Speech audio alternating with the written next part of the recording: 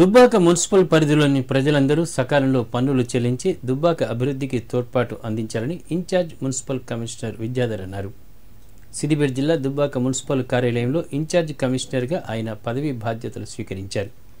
Municipal పరిధిలో పారిశుధ్యంతో పాటు పన్నులపై ప్రత్యేక దృష్టి సారిస్తారని, అందుకు ప్రజలందరూ సహకరించాలని కోరారు. అందరికీ నమస్కారము. నా పేరు విద్యాధర్. నేను దుబ్బాక మున్సిపల్ కమిషనర్గా తాత్కాలికంగా బాధ్యతలు స్వీకరించడం జరిగింది.